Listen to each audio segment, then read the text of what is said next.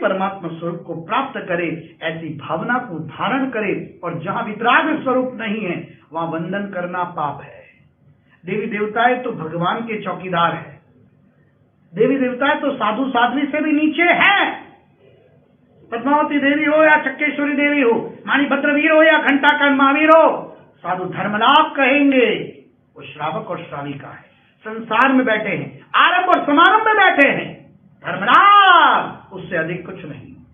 उनकी पूजा अर्चना या उनको हाथ जोड़ के वंदन नहीं होता। और इसलिए गृहस्थों को भी विवेक रखना है। कई लोग मैंने देखे मंगलवार को पैदल चल करके जाते हैं, मुकुट चढ़ा के आते हैं, क्या पागलपन करते हैं, कुछ नहीं मिलेगा। और कर्म का बंध होगा और अंतराय का बंध होगा। जिसमें साधुता नहीं हो और उसको साधु के भाव से बंधन करे तो पाप का बंध होता है। जहां परमात्मा का स्वरूप नहीं है और वहां भगवान की बुद्धि से नमन बंधन करे, अवश्य पाप का बंध होता है। मिथ्यात्व में भटकने से बाहर निकल जाए, अन्य स्थानों पर मत्था टेकना बंद कर दे।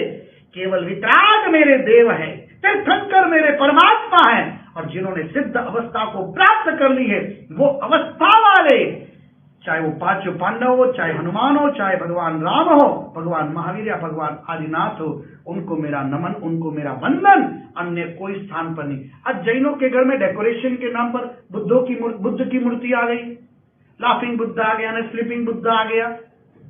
अरे घर है कि क्या है, म्यूजियम है। दुनिया भर के यंत्र मंत्र लगे हुए रहेंगे, दुनिया भर के देवी देवता रहेंगे, उर्दू में तंत्र मंत्र होगा।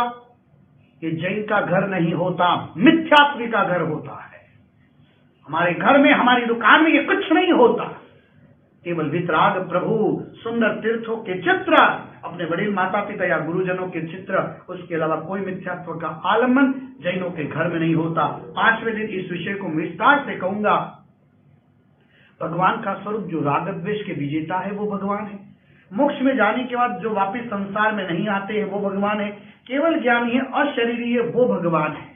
और हम भी भगवान बन सकते हैं यदि संपूर्ण कर्मों से मुक्त बने तो। और हिंसा ये पाप है, अहिंसा ये पुण्य है। हिंसा से दुर्गति मिलती है, अहिंसा से सद्गति मिलती है। और पूरे विश्व को अहिंसा, सत्य, सदाचार का संस्कार देना है। सम्यक दर्शन का बोध दे करके विश्व कल्याण हम सभी को मिलकर के करना है। सिद्ध भगवान की आराधना से विश्व के तमाम जीव सिद्ध पद को प्राप्त करे, यही मंगल भावना।